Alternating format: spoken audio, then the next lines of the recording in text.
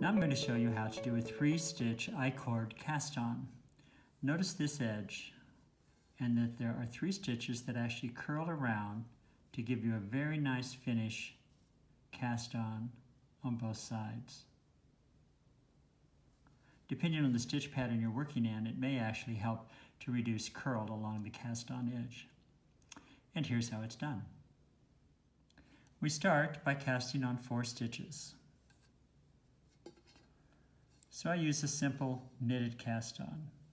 Insert the needle, your right needle, into the stitch, pull it through, take the left needle, slide it from the bottom up, and you have 2 stitches. Insert the needle into the second stitch, pull that stitch through, keep it nice and big, take the left needle, slide it in from the bottom, and you have 3 stitches. Insert it into the third stitch, pull it through, nice and loose, take the left needle, insert it from the bottom, and you have 4 stitches on your needle. Now what you're going to do is knit those 4 stitches. 1, 2. The next step is to slide those 4 stitches from the right needle to the left needle. Now the reason we're doing this is we want the working yarn to be on that first stitch in the back.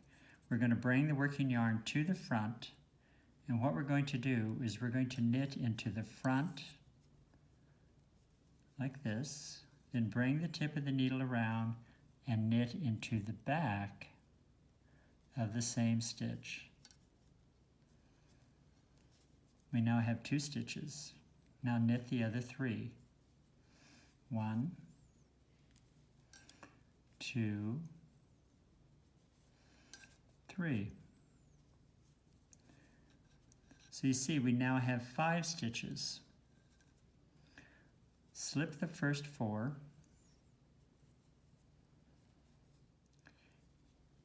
Knit into the front. But this is important. When you do that first knit stitch, keep it snug, very snug. Then knit into the back.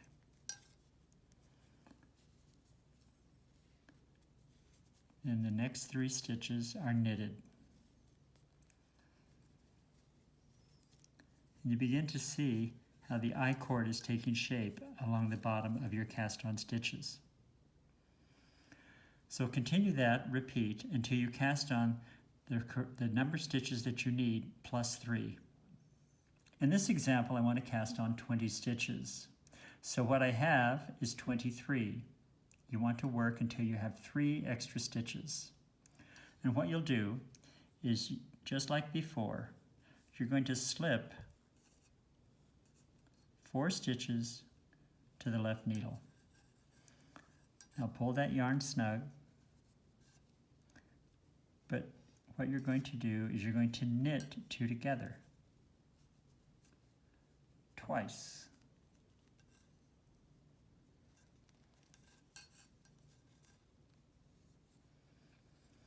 Then you're going to take these 2 stitches and slip them back to the left needle again,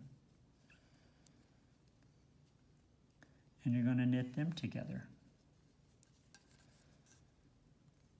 And that becomes the last stitch in your series, and this gives you a total of 20 stitches.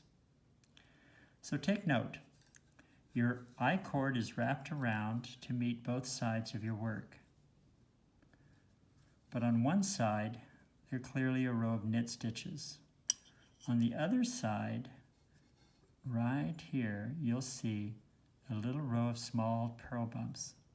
So depending on the pattern that you're going to be working, you need to decide which is going to be the right side versus the wrong side.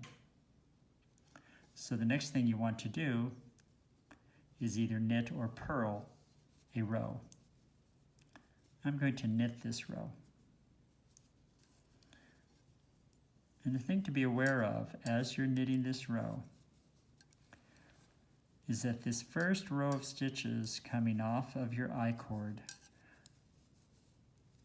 are almost always going to be oversized, which can be very attractive. So there we have it, a finished I-cord cast on, and that's how it looks on both sides.